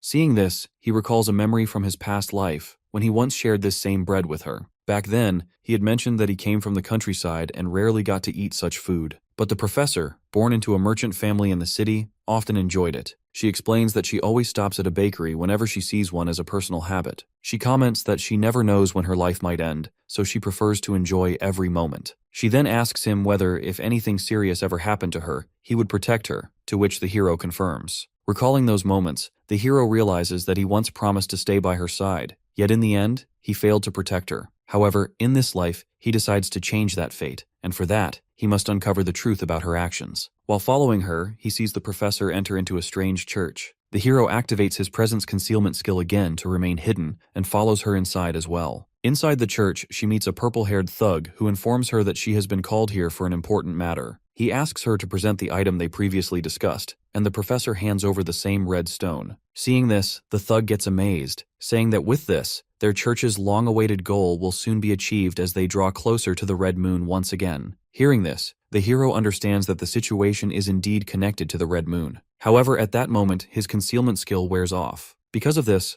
a water dragon senses his presence and leaps at him to attack. However, the professor steps in front of the hero and saves him from the attack. The purple-haired thug says he had clearly instructed her to come alone, asking why she brought the boy with her. He feels disappointed, saying he truly believes she might become a new member of their order. The professor explains that the hero's presence here is only a coincidence. The thug then says that if they kill Will here, the order will still accept her without issue. However, she refuses to join them, and states that she only came to investigate the situation. Hearing this, the hero feels confused about what is happening here. The professor then explains that on the day she left the base, she sensed something unusual in the forest. There, she found a berserk monster and a red stone. When she poured magic into the stone, it began to glow red, and this same thug suddenly appeared. He told her that if she wants to learn the truth about the stone and their identity, she must accept 2 conditions. First, she must keep the red stone glowing with light, as they will use it to test her ability. Second, she must tell no one about this matter and follow them to a designated place to prove her trustworthiness. The professor then comments that this is why she intended to enter as an undercover investigator, to uncover the identity of the man and his group.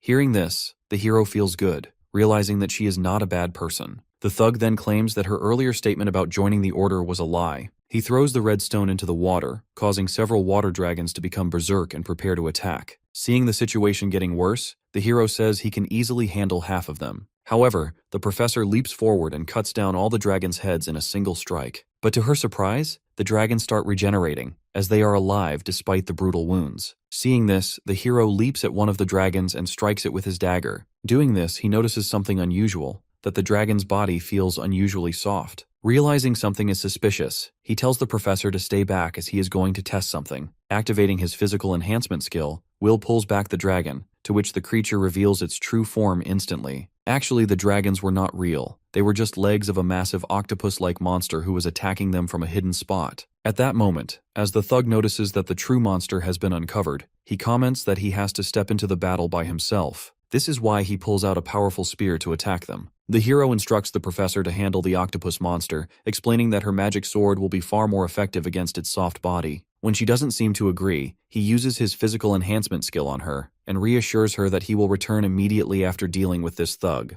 The hero then leaps toward the thug with incredible speed and tries to attack him with his dagger. However, the thug easily blocks the attack and strikes him with his spear, to which the hero slides back. However, the thug notices the hero has managed to give a small scar on his face. This is why he uses healing magic to heal the wound instantly. Seeing this, Professor Venerika tells the hero that this thug is similar to him, someone who can both heal and fight. The thug then comments that the hero has natural talent and says he would like to introduce him to others from their organization. He asks if he is interested in joining their order, but the hero rejects the offer, stating that he will never become their subordinate. Hearing this, the thug declares that if this is the case, he will have to kill the hero here. He leaps at him again to attack with his spear, but Will blocks it easily. While fighting, the hero thinks that there are still many things he does not understand, like the order, the red stone, and the nature of both healing and offensive magic. However, he is certain that if he can defeat this thug, he can uncover the truth behind everything and prevent the coming tragedy. Thinking this, he gives a powerful kick, to which the thug slides back. Seeing the hero's strength, the thug realizes that continuing like this may lead to his defeat.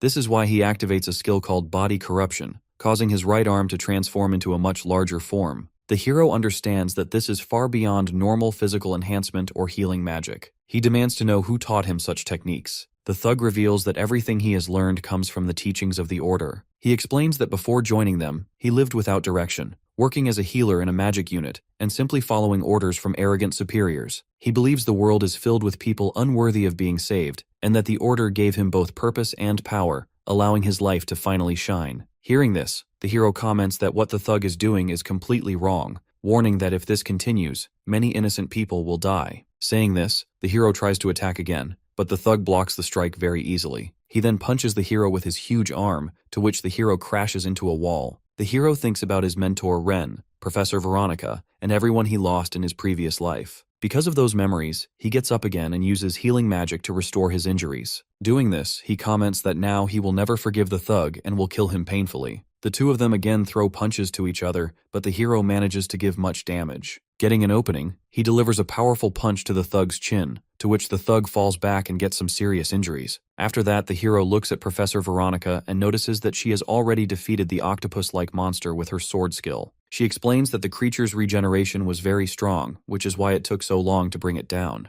The hero then steps closer to the injured thug to ask him some questions. Putting a dagger on his neck, he asks who the Order is and what their true purpose is. However, the thug refuses to speak, as he doesn't want to betray his superiors. In response, he suddenly drives the dagger into his own neck and takes his own life instantly. He feels relieved for a moment, as he understands that he is very loyal to his companions. But then suddenly, he gets revived and his wounds are completely gone. Getting shocked, he wonders what just happened, as he clearly remembers the pain of dying. The hero then explains that he healed him immediately after he died. Hearing this, the thug says that such a feat is impossible for a normal healer. But the hero clarifies that he is not normal and will become the greatest healer in the world in the future. He then warns that he can repeat this process, like killing and healing him as many times as needed. He tells the thug that he must reveal everything about the Order. The thug gets scared, realizing he has no choice but to reveal the truth. However, suddenly something strange starts happening to his body. Seeing this, the professor warns the hero to step back immediately. At that moment, the thug's body suddenly explodes, to which he gets killed instantly. The hero tries to heal him, but realizes it is useless as his life energy has already vanished completely. He feels bad about this, knowing they have lost their only chance to obtain information. However, Professor Veronica reassures him that at least he is safe, and suggests that they return to Schwartz Academy now. On the way back, she comments that they have still learned several important things, including the existence of strange phenomena in the world. She adds that she is glad she joined the field training. She comments that she insisted on participating just because she was worried about Will. Our hero then asks her how she came up with the idea of using still mana for attacks. She explains that she comes from a merchant family, which gave her many opportunities to interact with both healers and offensive mages. She mentions that she also heard similar ideas from someone when she was younger. While they are talking, she suddenly notices a bakery and suggests that they will buy some bread. After spending some peaceful moments together, they return to the academy, where the hero is lightly being scolded for leaving without permission. Elsewhere, a snake woman enters an office and finds that her pet snake has already killed a boy inside. By looking at the redstone, she comments that she will follow the Order's instructions at any cost and spread as much destruction as possible.